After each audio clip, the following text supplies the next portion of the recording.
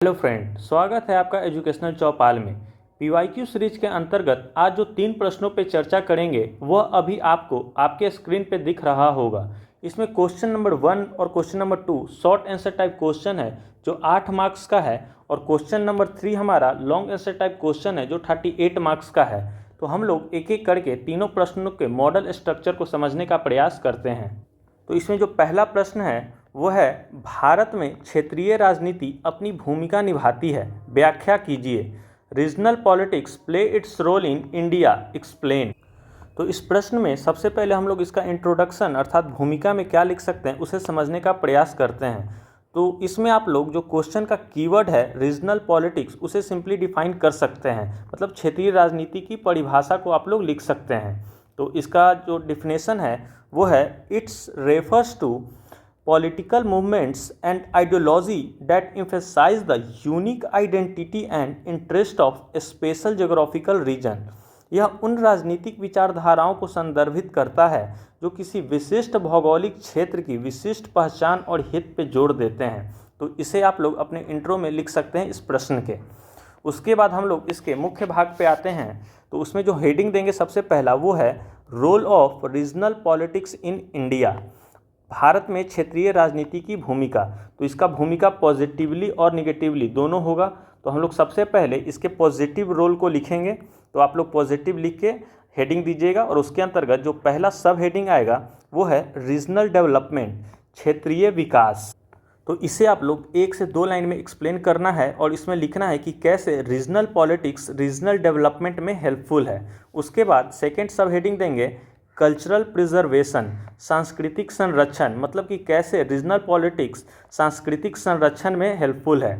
उसके बाद है political representation to minority and backward people, अल्पसंख्यक और पिछड़े वर्गों को राजनीतिक प्रतिनिधित्व, मतलब कि जो क्षेत्रीय राजनीति होती है वो अल्पसंख्यकों और पिछड़े लोगों को राजनीतिक प्रतिनिधित्व प्रदान करने में सहायक है। तो ये इसका पॉजिटिव रोल हो गया।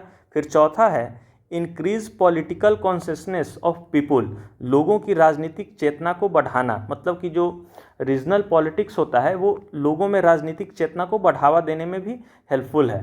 फिर है मेड पॉलिटिक्स मोर कम्पिटिटिव, राजनीति को अधिक प्रतिस्पर्धी बनाना। जो रीजनल पॉलिटिक्स होता है वो राजनीति को अत्यधिक कम्पिटिटिव बनाने में हेल्पफुल है। तो ये इसका पॉजिटिव रोल हो गया। अब हम लोग इसका निगेटिव अर्थात नकारात्मक पहलू को देखते हैं। तो इसके अंतर्गत जो पहला पॉइंट है वो है, more importance to regional interest over national interest, राष्ट्रीय हित की अपेक्षा क्षेत्रीय हित को अधिक महत्व।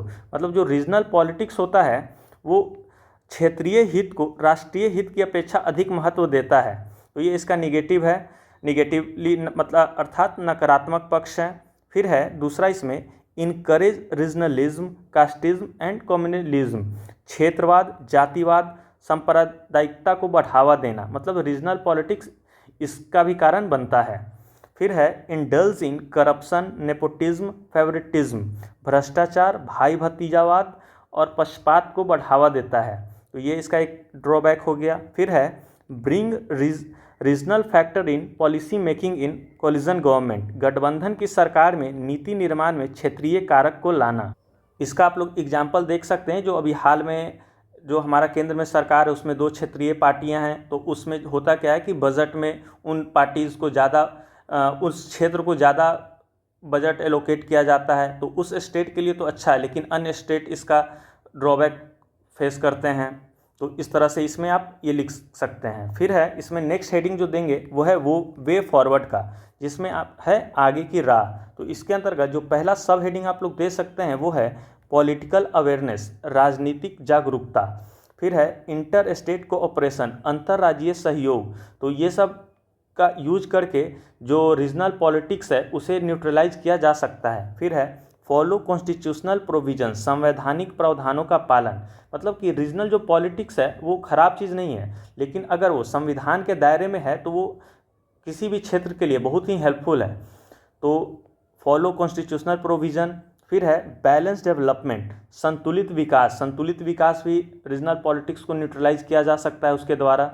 तो ये हो गया वे फॉरवर्ड। और लास्ट में आपको कंक्लूजन लिख के आंसर को कंक्लूड करना है, और 2 से 3 लाइन में आप शॉर्ट आंसर टाइप क्वेश्चन में कंक्लूजन को लिख सकते हैं। और आपको ध्यान रखना है कि आप दूसरे पेज में लास्ट में 2 से 3 लाइन का स्पेस बचा लीजिएगा। अगर आपका स्पेस नहीं बच रहा है तो आप वे फॉरवर्ड से एक पॉइंट को स्किप कर दीजिएगा, जिससे कि आपको कंक्लूजन लिखने का स्पेस बन जाए। तो ये हो गया हमारा क्वेश्चन नंबर 1 का मॉडल स्ट्रक्चर। अब हम लोग क्वेश्चन नंबर 2 को देखते हैं। तो हमारा क्वेश्चन नंबर 2 है, क्षेत्रीय परिषदों के अंतर्गत देश में राष्ट्रीय हित की सर्वोपरिता प्रतिस्थापित है। भारत में क्षेत्रीय परिषद की प्रकृति एवं कार्यशैली का उपरोक्त कथन के परिप्रेक्ष्य में आलोचनात्मक दृष्टि से परीक्षण करें। ये आपको क्वेश्चन देखने में इतना बड़ा लग रहा होगा, लेकिन ये क्वेश्चन छोटा सा है। इसमें बस क्षेत्रीय परिषद के बारे में लिखना है और उसके प्रकृति और कार्यशैली को लिखना है। तो इंग्लिश में है, paramountcy of national interest enshrined in the zonal council in the country, examine critically the nature and working of zonal council in India in the light of the above statement. तो हम लोग इसका सबसे पहले intro part देखते हैं कि intro में क्या लिखा जा सकता है। तो मैंने यहाँ पे 3 आपको पॉइंट्स लिखा है, तो आप लोग इन तीनों पॉइंट्स को यूज करके अपना एक इंट्रो तैयार कर सकते हैं। मतलब कि ये स्टैट्यूटरी बॉडी है, establish by state reorganisation act 1956 to promote cooperative federalism. अगर हम लोग बात करें इंग्लिश में तो आप लोग लिख सकते हैं, zonal council is statutory body establish by state reorganisation act 1956 to promote cooperative federalism in our country. और हिंदी में अगर लिखना हो तो लिख सकते हैं, क्षेत्रीय परिषद एक वैधानिक निकाय है जिसकी स्थापना 1956 के राज्य पुनर्गठन अधिनियम के द्वारा किया गया था और यह सहकारी संघवाद को बढ़ावा देने में सहायक है। तो इस तरह से आप अपना इंट्रो तैयार कर सकते हैं इस प्रश्न के लिए। उसके बाद हम लोग इसके मुख्य भाग पे आते हैं।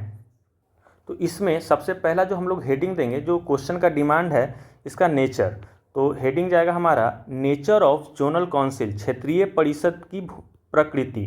तो इसका जो सबसे पहला नेचर है वो है एडवाइजरी, परामर्शी, मतलब कि ये जो जोनल काउंसिल होता है वो एडवाइजरी नेचर का होता है। फिर है रीजनल फोकस, क्षेत्रीय फोकस। जैसा कि आपको पता होगा कि टोटल 5 जोनल काउंसिल है और एक नॉर्थ ईस्टर्न काउंसिल है, तो आपको ये लिखना है, या फिर आप इसको इंडिया के मैप पे भी शो कर सकते हैं। फिर उसके बाद इसमें तीसरा पॉइंट लिखेंगे आप कॉम्पोजिशन, संरचना। जैसे इसके जो चेयरपर्सन होते हैं वो देश के होम मिनिस्टर होते हैं और इसके जो सदस्य होते हैं उस जोनल काउंसिल के चीफ मिनिस्टर होते हैं, और उनका जो उपाध्यक्ष वो बनते हैं वो रोटेशन वाइज बनते हैं। तो आप लोग कॉम्पोजिशन में आपको ये लिखना है। फिर बात करते हैं इसका जो नेक्स्ट डिमांड है, वर्किंग ऑफ जोनल काउंसिल, क्षेत्रीय परिषद की कार्यशैली। तो ये हेडिंग देंगे और इसके अंतर्गत जो पहला हम लोग सब हेडिंग लिखेंगे वो है प्लेटफॉर्म फॉर डिस्कशन, चर्चा के लिए मंच। मतलब कि जो जोनल काउंसिल है वो प्लेटफॉर्म प्रोवाइड करता है डिस्कशन के लिए वेरियस मतलब बहुत सारे जो क्षेत्रीय मुद्दाएं होती हैं। उसके बाद है इशू रिसोल्यूशन, समस्याओं का निपटारा। तो जोनल काउंसिल जो क्षेत्रीय समस्याएं होती हैं उसे निपटारा करने का भी काम करता है। फिर है कॉन्सेशन बेस्ड डिसीजन, सर्वसम्मति आधारित निर्णय।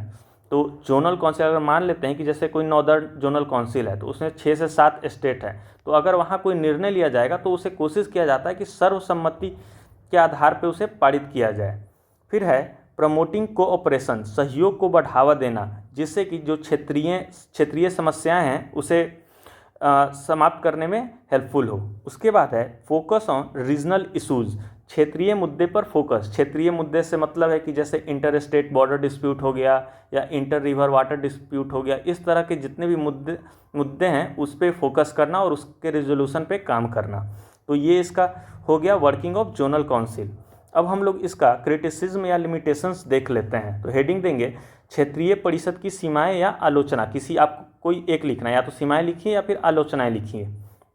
तो इसके अंतर्गत जो हम लोग पहला सब हेडिंग देंगे वो है एडवाइजरी नेचर, सलाहकारी प्रकृति। मतलब कि जोनल काउंसिल ये सलाहकारी प्रकृति का है, मतलब कि इसका जो डिसीजन होता है वो किसी स्टेट पे बाइंडिंग नहीं होता है। फिर है इरेगुलर मीटिंग, अनियमित बैठकें। मतलब होना क्या चाहिए कि एक साल में कम से कम 2 बार इसका मीटिंग होना चाहिए, लेकिन ऐसा होता नहीं है, कभी इसका मीटिंग होता है नहीं होता है, तो ये इरेगुलर मीटिंग है जो इसका ड्रॉबैक है, लिमिटेशंस है। फिर है फाइनेंशियल कंस्ट्रेंट, वित्तीय बाधाएं। तो जोनल काउंसिल का कोई फंड एलोकेशन का कोई प्रावधान नहीं है जो इसका एक लिमिटेशन का काम करती है। और चौथा इसमें पॉलिटिकल कॉन्फ्लिक्ट, राजनीतिक संघर्ष। जैसा कि इसमें अलग अलग स्टेट में अलग अलग पार्टी की सरकारें होती हैं और वो सब अपने फ़ायदे के चलते कोई भी वैसा निर्णय नहीं लेते हैं जो उनके लिए नुकसानदायक हो, तो ये भी पॉलिटिकल कॉन्फ्लिक्ट भी एक रीज़न बनता है जो इसका लिमिटेशंस है।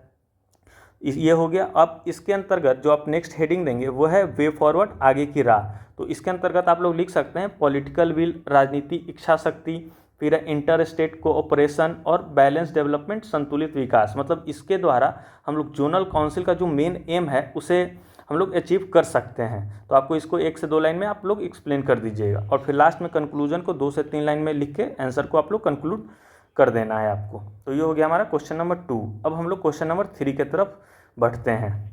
तो हमारा क्वेश्चन नंबर 3 है, बिहार की राजनीति में जाति और धर्म की प्रमुख भूमिका ने बिहार के विकास को नकारात्मक रूप से प्रभावित किया है।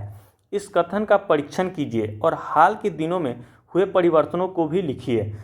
To dominant role of caste and religion in politics of Bihar has negatively affected the development of Bihar. Examine this statement and also write down the changes that have taken place in recent time. तो ये question हो गया। इसमें mainly 2 demand है। पहला है कि कैसे ये बिहार के विकास में नकारात्मक रूप से प्रभावित किया है और दूसरा है हाल के दिनों में क्या परिवर्तन हुआ है। तो सबसे पहले हम लोग इसका इंट्रोडक्शन लिखने का प्रयास करते हैं। तो इसमें आपको दिख रहा होगा कि कोई कीवर्ड नहीं है, पार्टिकुलर कीवर्ड नहीं है, तो हम लोग इसका एक जनरल सा इंट्रोडक्शन लिख सकते हैं। जैसे मैंने लिखा है, जाति और धर्म न केवल बिहार की राजनीति में बल्कि हमारी राष्ट्रीय राजनीति में भी गहराई से जड़ें जमाए हुए हैं और यह विभिन्न चरणों में विकास की प्रक्रिया को प्रभावित करता है। Caste and religion are deeply rooted not only in Bihar politics but also in our national politics and its affect the development process at various stages. तो ये इस तरह का भी आप कोई एक कॉमन सा इंट्रो लिख सकते हैं। फिर हम लोग बात करते हैं इसके मुख्य भाग पर, बॉडी पे। तो इसके अंतर्गत जो हम लोग पहला हेडिंग देंगे वो है factor responsible to increase the caste and religion in politics of Bihar. Actually ये आपका डिमांड में नहीं है, लेकिन ये लॉन्ग आंसर टाइप क्वेश्चन है, तो इसमें आपको रिस्पॉन्सिबल फैक्टर को भी लिखना होगा जो जाति और धर्म के बढ़ने के लिए जिम्मेदार कारक हैं। तो इसके अंतर्गत हम लोग जो पहला हेडिंग देंगे वो है हिस्टोरिकल फैक्टर, ऐतिहासिक कारक। तो इसमें जो पहला सब हेडिंग जाएगा वो है कॉलोनिकल एरा मोबिलाइजेशन, औपनिवेशिक युग की लामबंदी। मतलब औपनिवेशिक युग में ही आप देखेंगे कि बहुत सारे अलग अलग जाति या धर्म के लोग लामबंद हो गए थे। फिर है land reforms and agrarian conflict, भूमि सुधार और कृषि संघर्ष। जो आज़ादी के बाद जो लैंड रिफॉर्म हुआ था तो उसके कारण ही बहुत सारी जो जातियाँ थीं आपस में लामबंद हो गई थी। फिर इसके अंतर्गत जो दूसरा हेडिंग जाएगा वो है सोशल इकोनॉमिक फैक्टर, सामाजिक आर्थिक कारक। और इसमें पहला सब हेडिंग जो लिखेंगे वो है social identity as primary marker, प्राथमिक चिन्ह के रूप में सामाजिक पहचान। मतलब लोग अपने कास्ट को ही अपना प्राथमिक चिन्ह के रूप में बना लिए हैं। फिर है economic inequality and resource control, आर्थिक असमानता और संसाधन नियंत्रण। आपको पता होगा जैसे हमारे स्टेट में इकोनॉमिक इनइक्वालिटी बहुत ज़्यादा है और रिसोर्स पे कुछ पार्टिकुलर लोगों का ही कंट्रोल है, तो ये भी एक रीज़न है। फिर है लैक ऑफ डेवलपमेंट, विकास का अभाव। आपको तो ये तो जग जाहिर है कि हमारा स्टेट काफ़ी पिछड़ा हुआ है विकास के मामले में, तो ये भी एक कारण बन रहा है जाति और धर्म का पॉलिटिक्स में बढ़ने का। फिर है इसके अंतर्गत तीसरा हेडिंग है पॉलिटिकल फैक्टर, राजनीतिक कारक। इसमें पहला है मंडल कमीशन रिकमेंडेशन, मंडल आयोग की सिफारिश, जो ओबीसी के लिए रिजर्वेशन आया था, तो यहाँ से भी जाति और धर्म का वर्चस्व बढ़ना शुरू हो गया। फिर है रिलीजियस पोलराइजेशन, धार्मिक ध्रुवीकरण। इसमें आपको बताने की ज़रूरत नहीं है कि कैसे आजकल धार्मिक आधार पर लोग एक दूसरे को मोबिलाइज कर रहे हैं। फिर है कास्ट बेस्ड सर्वे, कास्ट बेस्ड सर्वे, जाति आधारित सर्वेक्षण, जो हाल में भी हुआ था हमारे स्टेट में, तो यहाँ से लोगों को पता चल गया कि उनका कितना भागीदारी है। तो एक नारा भी अभी चल रहा है कि जिसकी जितनी भागीदारी उसकी उतनी हिस्सेदारी, तो आप लोग लिख सकते हैं इसे। तो ये हो गया फैक्टर रिस्पॉन्सिबल। अब हम लोग बात करते हैं caste and religion in Bihar politics has negatively affected the development of Bihar. तो ये हेडिंग देंगे और आपको कोशिश करना है कि जो क्वेश्चन का डिमांड है उसी को आप लोग हेडिंग के तौर पे यूज़ करेंगे, जैसे मैंने यहाँ पे किया है इस क्वेश्चन के हेडिंग के लिए। ये आपको देखेंगे कि आप क्वेश्चन में भी सेम इसी तरह से लिखा हुआ है। तो बिहार की राजनीति में जाति और धर्म ने बिहार के विकास को नकारात्मक रूप से प्रभावित किया है। तो हम लोग इसके एक एक सब हेडिंग को देखते हैं। तो इसमें जो पहला है वो है डाइवर्सन फ्रॉम डेवलपमेंटल इशू, विकासात्मक मुद्दे से ध्यान भटकाना, मतलब लोग जाति और धर्म के नाम पे वोट देते हैं, राजनीति करते हैं और उसके कारण जो विकासात्मक मुद्दा है जैसे पलायन को रोकना, गरीबी को ख़त्म करना, इस तरह के मुद्दे पे ध्यान नहीं देते हैं और उसे भटका के जाति और धर्म के नाम पे वोट लेते हैं। फिर है दूसरा इसमें पुअर गवर्नेंस एंड लॉलेसनेस, खराब शासन और अराजकता। तो जाति और धर्म के नाम पे जो राजनीति होती है तो उसका impact poor governance and lawlessness पे भी बनता है, मतलब खराब शासन व्यवस्था पे, अराजकता फैलने में भी रिस्पॉन्सिबल है। फिर है इकोनॉमिक स्टैग्नेशन, आर्थिक ठहराव। ये तो आप देख रहे होंगे हमारे स्टेट पे कि कैसे जाति और धर्म के नाम पे जो राजनीति होती है उसके कारण कैसे हमारा जो राज्य है उसमें आर्थिक ठहराव आ गया है, जो हमारा राज्य पूरे देश में सबसे ज़्यादा गरीब है। फिर है क्रिमिनलाइजेशन ऑफ पॉलिटिक्स, राजनीति का अपराधीकरण। तो जहाँ जाति और धर्म आएगा वहाँ पे अपराधीकरण भी होने का पूरी संभावना है। फिर है ब्रेन ड्रेन, मस्तिष्क पलायन। तो जहाँ जब न शासन व्यवस्था अच्छा नहीं है, अराजकता फैला हुआ है, आर्थिक ठहराव है, तो वहाँ पे ऑब्वियसली कि लोग जिनके पास कुछ फैसिलिटी है वो स्टेट से पलायन कर जाएंगे, दूसरे स्टेट माइग्रेट कर जाएंगे। फिर है छठा इसमें है सोशल फ्रेगमेंटेशन एंड टेंशन, सामाजिक विखंडन और तनाव। इसे आप लोग को रिलेट कर पाएंगे अगर आप गांव से हैं तो आप देखेंगे कि किसी गांव में अगर 2 से 3 अलग अलग जाति के लोग हैं तो वहाँ पे देखेंगे उनका सब कुछ जो फेस्टिवल मनाते हैं हर चीज़ वो लोग सिर्फ अपने समाज के साथ मनाते हैं, तो इसे भी आप लोग को रिलेट कर सकते हैं। फिर है परपेचुएशन ऑफ पॉवर्टी, गरीबी का चिरस्थायी होना। ये तो हमारे स्टेट के लिए मतलब जग जाहिर है, शाश्वत सत्य बन गया है कि यहाँ पे धर्म और जाति के नाम पे राजनीति होता है और उसका इम्पैक्ट हमारा स्टेट भुगत रहा है कि सबसे ज़्यादा गरीब राज्य बना हुआ है हमारे देश में। अब हम लोग इसके कुछ पॉजिटिव रोल को भी समझने का प्रयास करते हैं और वो इसलिए, ये तो क्वेश्चन का डिमांड नहीं है लेकिन फिर भी आपको एक हेडिंग देके कुछ पॉइंट्स को लिखना है। वो क्यों? क्योंकि सिर्फ जाति और धर्म निगेटिवली अफेक्ट नहीं कर रहा है, उसका कुछ पॉजिटिव साइड भी है। As a civil service officer आपको ये बताना पड़ेगा कि कुछ इसका पॉजिटिव साइड भी है, सिर्फ आपको निगेटिव चीज़ ही नहीं शो करना है। तो इसमें जो सबसे पहला सब हेडिंग देंगे वो है पॉलिटिकल रिप्रेजेंटेशन एंड एम्पावरमेंट, राजनीतिक प्रतिनिधित्व और सशक्तिकरण। मतलब कि जो कास्ट बेस्ड पॉलिटिक्स होता है इसके कारण पॉलिटिकल रिप्रेजेंटेशन भी बढ़ रहा है। फिर है डेमोक्रेटिक पार्टिसिपेशन, लोकतांत्रिक भागीदारी। लोग अगर पॉलिटिक्स में इंटरेस्ट ले रहे हैं तो उनका लोकतंत्र में भी भागीदारी बढ़ रहा है, तो ये भी इसका एक पॉजिटिव साइड है। फिर है फोकस ऑन सोशल जस्टिस, सामाजिक न्याय पर ध्यान। तो रीजनल पॉलिटिक्स जो कास्ट बेस्ड या रिलीजन बेस्ड होता है उसके कारण सामाजिक न्याय पे भी आजकल ज़्यादा ध्यान दिया जा रहा है ताकि उनका वोट लिया जा सके। फिर है पॉलिसी फॉर्मुलेशन, नीति निर्माण। जो समाज में हाशिए पे जो समाज है उनके लिए नीति निर्माण पे भी ध्यान दिया जा रहा है, चाहे भले ही उसका एम है वोट लेना लेकिन एक तरह से उनके लिए अच्छा ही हो रहा है। फिर है फॉर्मेशन ऑफ इंटरेस्ट ग्रुप, हित समूहों का गठन। लोग अपने जाति या फिर अपने समाज के नाम पे हित समूहों का गठन कर रहे हैं और इससे लोकतंत्र में इनका भागीदारी बढ़ रहा है, जो एक तरह से पॉजिटिव इंडिकेशन है। तो ये हो गया इसका कुछ पॉजिटिव साइड। अब हम लोग इसका क्वेश्चन का जो सेकंड पार्ट था, change take place in recent times, उसे समझने का प्रयास करते हैं। हाल के दिनों में हुए परिवर्तन, तो इसे आप लोग हेडिंग देंगे और इसके अंतर्गत जो पहला सब हेडिंग लिखेंगे वो है focus on development and governance, विकास और शासन पर ध्यान केंद्रित। तो आप लोग देखेंगे कि पिछले 2 दशक में लोग अब जाति और धर्म से उठ के विकास के मुद्दे पे चर्चा कर रहे हैं और चुनाव का मुद्दा बना रहे हैं। जैसे इस बार के भी इलेक्शन में पलायन, रोजगार, ये बहुत बड़ा मुद्दा बना हुआ है, तो ये कुछ चेंज हुआ है। फिर है वुमेन एम्पावरमेंट, महिला सशक्तिकरण। इसके अंतर्गत जो पंचायती राज में 50% का रिजर्वेशन दिया गया है महिलाओं को, तो उससे उनका भागीदारी बढ़ा है। या फिर आप लोग देखेंगे कि हमारे स्टेट में जो जनरल इलेक्शन होते हैं उसमें महिलाओं का काफ़ी ज़्यादा रोल होता है, इम्पैक्टफुल रोल होता है। फिर है शिफ्टिंग पॉलिटिकल डायनेमिक्स, बदलती राजनीतिक गतिशीलता। मतलब कि आज के राजनीति में अब युवाओं का भी काफ़ी ज़्यादा योगदान हो गया है, मतलब युवा भी काफ़ी बढ़ चढ़ के राजनीति में भाग ले रहे हैं बिहार के पॉलिटिक्स में। फिर है इंक्रीज पॉलिटिकल एक्टिविटी, राजनीतिक गतिविधियों में वृद्धि। जब युवा भाग ले रहे हैं, अलग अलग मुद्दों को उठा रहे हैं, तो ये राजनीतिक गतिविधियां हैं उसको भी बढ़ा रही है। तो ये हो गया इसका जो अभी चेंजेस हुए हैं हाल के दिनों में। अब हम लोग इसमें जो लास्ट हेडिंग देंगे वो है वे फॉरवर्ड, आगे की राह। तो इसके अंतर्गत हम लोग लिख सकते हैं पहला पॉलिटिकल अवेयरनेस। अगर पॉलिटिकल अवेयरनेस बढ़ेगा तो लोग जाति और धर्म से ऊपर उठ के इलेक्शन में पार्टिसिपेट करेंगे और अन्य मुद्दों पे चर्चा करेंगे। फिर है इकोनॉमिकल एंड सोशल डेवलपमेंट, आर्थिक और सामाजिक विकास। जब आर्थिक और सामाजिक विकास होगा तो लोग जाति और धर्म से ऑब्वियसली कि ऊपर उठेंगे और राजनीति में भाग लेंगे।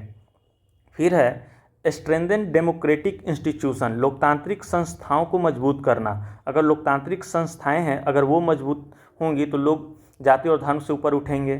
फिर है प्रमोट इंटर ग्रुप डायलॉग्स, अंतर समूह संवाद को बढ़ावा देना जो जाति और धर्म को न्यूट्रलाइज करने में हेल्प करेगा।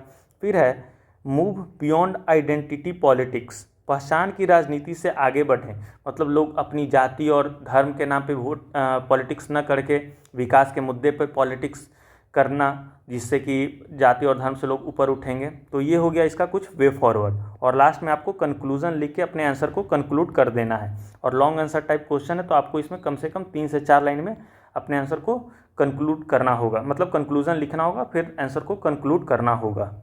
तो ये हो गया आज का हमारा टोटल 3 क्वेश्चन जिसका हम लोगों ने मॉडल स्ट्रक्चर पे चर्चा की। मैं आशा करता हूँ कि आपको ये तीनों प्रश्न के उत्तर में क्या लिखना है आसानी से समझ में आ गया होगा और आप लोग को अब कोई दिक्कत भी नहीं आएगा।